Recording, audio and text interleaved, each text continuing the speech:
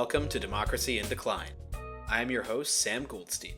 In this podcast, we'll look at how democracies around the world have come under threat, why it's happening now, how it came about, and where we can go from here. A president who will respect all Americans and will never view us as others. Protect our democracy and our communities. Vote. I'm Kamala Harris, and I approve this message. In our first episode, we're looking back at the U.S. presidential election of 2024. One of the central themes of both Joe Biden and Kamala Harris was a pitch to save democracy. Democracy is on the ballot, they said, so go vote to save it. Are you ready to vote for freedom?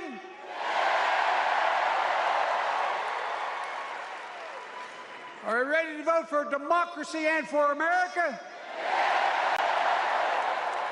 Let me ask you, are you ready to elect Kamala Harris and Tim Walz?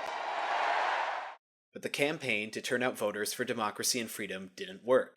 Donald Trump won a decisive victory with 2 million more votes and a string of big wins in the swing states. He promised a crackdown on immigration and a better economy, and voters bought in. Every day the price of America's decision becomes harder to deny. Masked, unmarked police are disappearing people to a torture facility in El Salvador without so much as due process. Education, healthcare, and other social services are being stripped down while the government signs massive tax cuts for billionaires and big businesses. Canadians and many others around the world are being forced to reckon with a belligerent and hostile America. An even more belligerent and hostile America, that is. Of course, a few well-placed bribes, maybe a private plane or two, can get you back in the president's good graces. When you look at the polling from the election, Democrat voters actually did rank the state of their democracy as the key issue more than half the time. But that message seems to have lost more voters than it gained. Trump made new inroads with voters who said the economy was issue number one. If freedom, democracy, and apple pie are what makes America great, why did it seem like making America great again focused less on these lofty ideals and more on the price of gas this time around?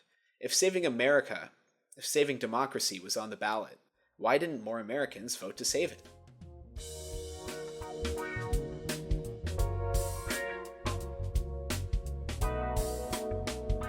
So voters chose not to save democracy. 75 million people voted for Kamala Harris and her Save Democracy pitch. 77 million voted for Donald Trump. And a further 90 million eligible voters didn't show up at all. If their non-votes were recorded, the president today would be nobody. In this election, 3 million less people chose to vote than in 2020.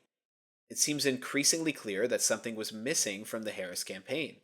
The message didn't resonate, and people stayed home who had formerly turned out for Democrats.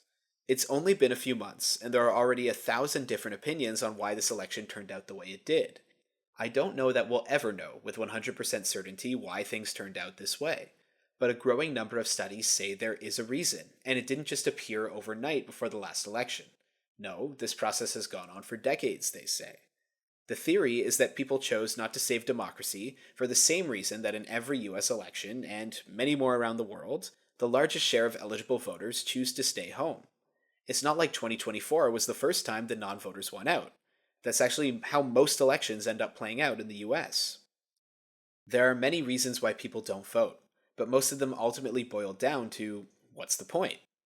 While I and many others may think that voting is important and good, there are many reasons why people don't vote, but most of them ultimately boil down to, what's the point? While I and many others may think voting is important and good, a shocking number of people don't. Voter data says people who don't vote tend to skew younger, poorer, and more diverse. People who vote most consistently are also the most financially secure. One of the most recent studies to come out looking at this phenomenon comes from the National Academy of Sciences in the United States. They wanted to understand why democracies are in decline. The researchers found very strong connections between economic inequality and political polarization, which they found in turn weakens democracies and empowers authoritarian leaders. It's fairly intuitive. People who feel that their government isn't working for them, isn't materially improving their lives, they aren't going to feel as compelled to defend a system that isn't working for them. They're more likely to be radicalized and more likely to embrace other forms of government if it means a chance at seeing their lot in life improve. If we take this theory to be true, that economic realities, lived experiences are what speak to and motivate people, it's not hard to see why the 2024 US election turned out the way it did. The campaign for Kamala Harris argued that the economy was strong, pointing to indicators like GDP growth and unemployment rates. The Trump campaign argued that people were hurting, and therefore the economy was no good. And even though Donald Trump has shown time and again he understands very little about economics, when he talked about the price of eggs, he was tapping into something real. A growing number of people in the world's developed economies are seeing life get more difficult year after year. Data like unemployment rates and GDP growth don't really speak to people's realities anymore.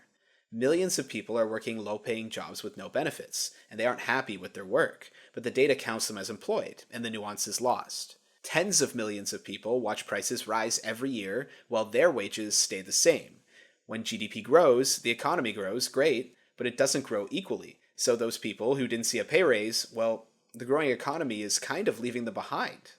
What I'm describing here is a disconnect between what working class people are in large numbers experiencing and what governments around the world are prioritizing. We just saw yet another example of how elections are won and lost on these terms in New York, where the winning Democratic primary candidate, Zohran Mamdani, exploded in popularity on a platform that made affordability issue number one. That resonated with New Yorkers, just as it resonates with people everywhere.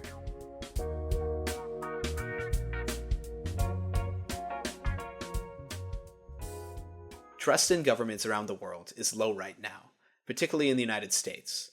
As we've seen, in the States, this has produced tens of millions of apathetic voters who feel voting won't change a thing for them.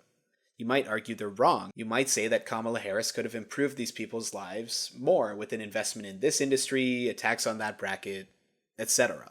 I would agree that voting still does matter, that Democrats and Republicans, Kamala Harris and Donald Trump, these are different people in different parties, and they produce different results, which have wildly different outcomes for hundreds of millions of people. But too many people don't believe that, and I think that's really where the problem is. But it's not all doom and gloom. Trust lost is trust that was formerly had. Disenchantment comes from former inspiration. None of the problems we're living through right now are inevitable or unchangeable.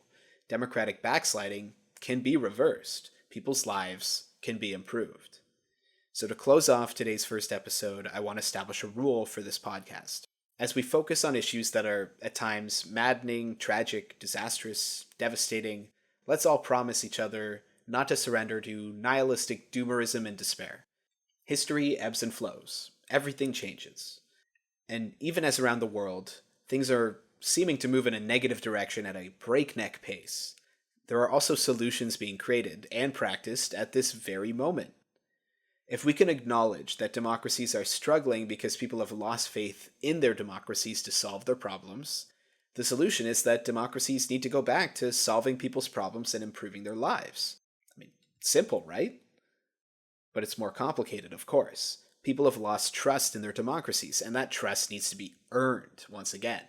But to do that, democracies need to be, well, democratic. They need to be able to respond to the needs of their citizens in a way that a dictatorship or an autocracy can't. The legitimacy of a democracy rests on its ability to reach people. For an example of what I mean, I'd like to close off today looking at Taiwan. Taiwan is a perfect case study for how trust in democracies can be restored. 11 years ago, the Taiwanese government was deeply unpopular. Only 10% of Taiwan citizens approved of the government. The unpopular government was preparing to sign a new trade deal with China, and this set off a massive wave of protests called the Sunflower Movement. 2 years later, in 2016, a new president, Tsai Ing-wen, was elected. She brought elements of the protest movement into her government, heavily emphasizing radical transparency as a new facet of the battered Taiwanese democracy. Radical transparency means new ways for citizens to engage with their democracy, new ways to bring forward proposals, new ways to debate issues. Citizens of Taiwan can use a platform called Polis to engage in direct local polling about various issues, with an emphasis on reaching consensus between polarized groups. It's been wildly successful. Radical transparency also means more direct communication from the government to its citizens. For example, daily briefings during the COVID-19 pandemic, which came out sometimes with honest but not necessarily great news, like mask shortages.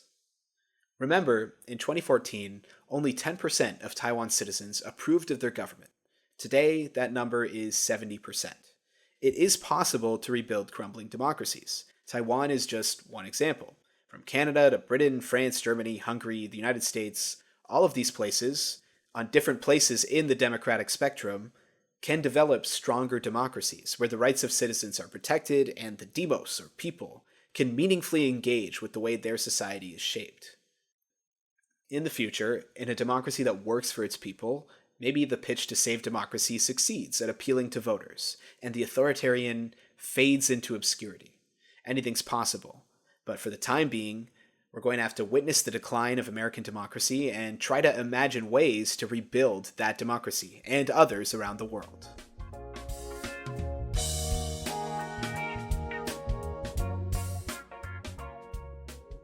You've been listening to Democracy in Decline. I'm Sam Goldstein, and I appreciate you taking the time to listen to me blab. In our next episode, we'll be looking at the rise and fall of international institutions like the United Nations and the World Health Organization. We'll look at how they came about and why they're declining today. Be sure to give it a listen. Till next time, well, goodbye.